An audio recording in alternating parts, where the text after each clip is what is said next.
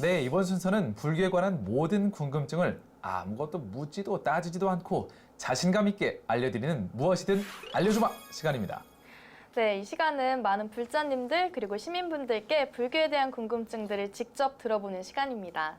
네, 다양한 방법으로 여러분들의 질문들을 받고 있는데요. 예린아 씨 소개해 주시죠. 네, 우선 저희가 직접 거리로 나가서 많은 시민분들께 불교에 대한 궁금증들을 직접 들어보기도 하고요.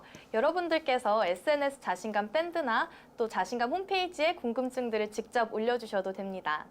네, 그러면은 오늘 질문은 어떤 질문이 들어와 있을지 화면으로 만나보시겠습니다.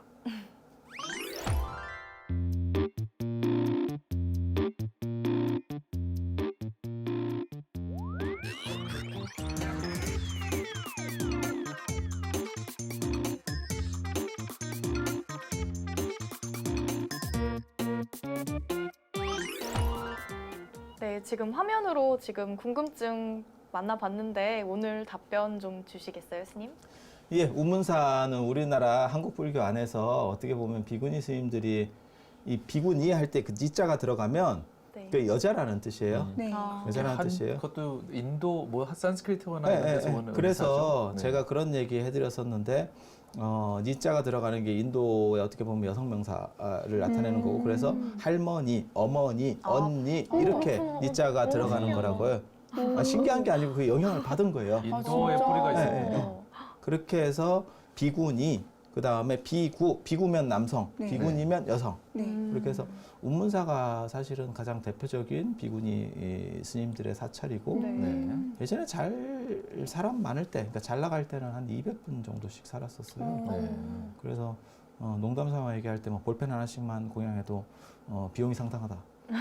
이런 얘기를 인원이 많으니까. 200개를 해야 되는 네. 뭐 이런 상황이 있고 이 외에도 저는 많은 절들이 있죠. 전 대전에 있었을 때 제일 많이 찾아가는 절은 동학사이거든요. 계룡산에 있는. 동학사. 거기도 비구님들 많으셨어요. 비구니. 네, 비구님, 비구니님들. 비구니 스님. 네. 동학사도 있고 그 다음에 청암사, 청암사. 그 다음에 수원의 복령사 이래서 예전에는 그 4대 강원이라고 그랬었어요. 그러니까 비구니 스님들의 교육기관, 네. 교육기관. 비구 스님들의 교육기관인 강원은 지금 3군데 정도로 보는 건가요? 아니 많이 있습니다. 많이 있는데 네. 이제 큰 데로 하면 이제 삼보사찰 뭐 이래서 해인사, 송광사. 통도사, 송광사 네. 뭐 이런 데가 이제 큰 데고요. 그다음에 이제 뭐 불국사라든지 뭐 화엄사라든지 뭐 이런 작은 데도 네. 또 많이 있고요. 네. 그렇게 해서 그렇게 되는 거고 비구니 스님들하고 여기서 이제 말씀하시는 걸 보면 비구니 스님들하고 비구 스님하고 같이 살 수 있느냐 사실 뭐 이런 문제도 되거든요. 원래 율장에 보면 비구니들은 비구 스님들이 사는 그 거주처 안에 특별 거주처에서 살아야 돼요. 독립돼서는 못 살아요. 그러니까 지금 운문사나 이런 절처럼 독립돼서 사는 거는 사실은 안 맞는 겁니다. 네. 왜냐하면 예전에 부처님 당시에는 여성이 남성과 대등 관계가 아니었어요. 네. 그래서 여성이라고 하는 거는 정확하게 말하면 사람 대접을 좀 못 받았어요.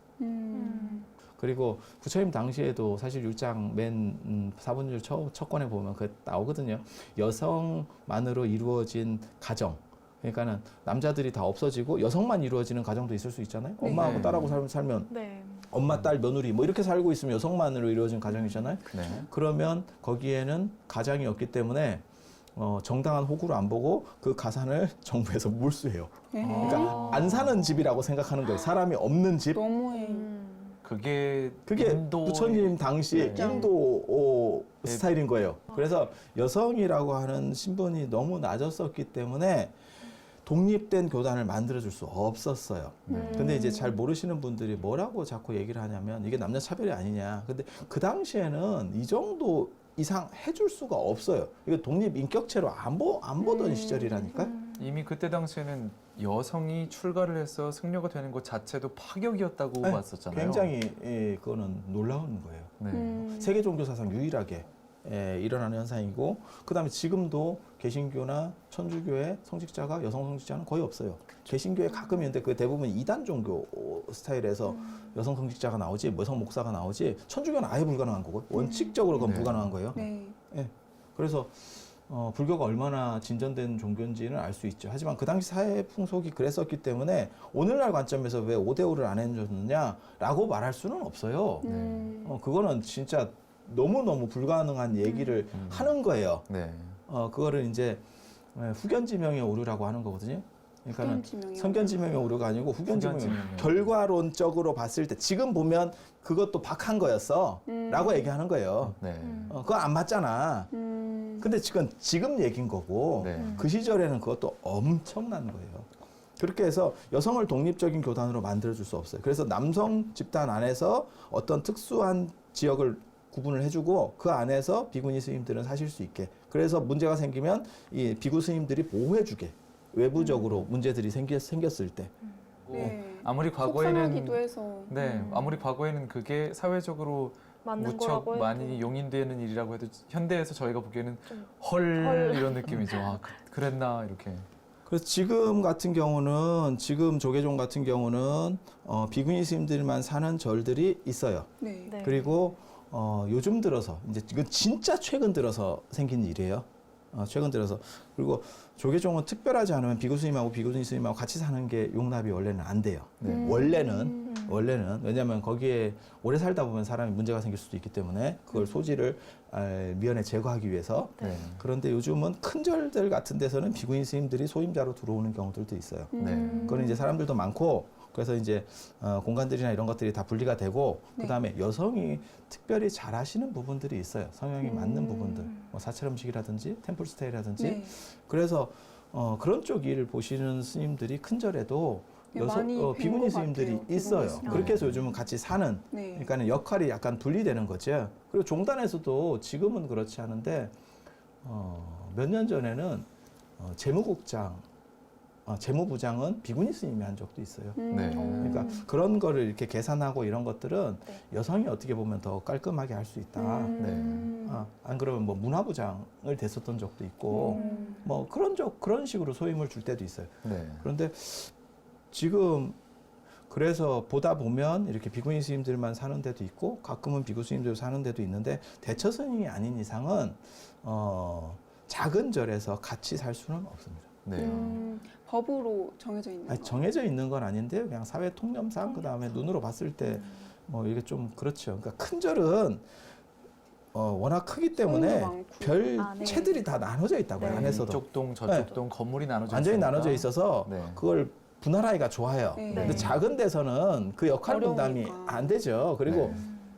규모가 작으면 자기 소임이라는 게 뚜렷하지 않습니다. 그냥 카드 돌려막기식으로 이거 하다가도 이거 또 해야 되고 바쁘면 이것도 해야 달려다녀야 되고 되고. 이렇게 가는 거지. 아니 그게 이제 대기업 중소기업의 어떤 부분에서의 차이라고도 할 수 있는 거거든요. 네. 네. 간의 수공업은 그냥 혼자서 다 하는 거예요. 그러다 보면 역할들이 불분명해지면서 이제 문제가 생길 수가 있죠. 네. 그러니까 일반적으로는 그렇게 살지 않는 걸 원칙으로 하고 그다음에 이제 큰 절들 같은 경우는 역할 분담들을 좀 하고 이제 이렇게 가는 추세입니다. 네. 그렇게 해서 여건도 좀 더 신장이 돼야 되고 그리고 개인적으로는 사실 비구니 스님들에게 좀 더 많은 부분을 할애를 해주고 전문화 시켜줘야 된다는 생각이 있어요. 네. 왜 그러냐면 지금 한국 불교에서 출가 인구가 줄어들면서 심각하다라고 말하는데 네. 거기서 비구 스님들의 출가 숫자가 크게 준 건 아니에요. 그런데 여건이 한국 사회에서 여건이 상승한 거에 비해서 종교적인 여건이라고 하는 게 빨리 개선이 안 되는 거예요. 속도가. 네. 그러니까 출가하려는 사람들이 줄어요. 그거는 비구니 스님뿐만이 아니고 수녀도 마찬가지예요. 수녀도 급감하고 있습니다. 네. 네. 비구니보다 더 급감하는 게 수녀예요. 네. 그래서 이런 부분들에 대한 시대적 흐름에 따른 거기에 준하는 배려가 존재하지 않으면 어떻게 보면 나중에 인간문화재가 될 수도 있습니다. 종교가 비구니 사라지면서 네. 아니 비구니 스님이 인간문화재가 될 수도 있다니까요. 그렇죠. 워낙 드물. 그럴- 네. 그럴 네, 것 같아요. 그렇게 갈 수가 있어요. 네. 그래서 있을 때 배려하고 그 다음에 그 전통이 잘 유지 계승될 수 있도록 하는 거야말로 중요하다는 그런 생각을 해봅니다. 네.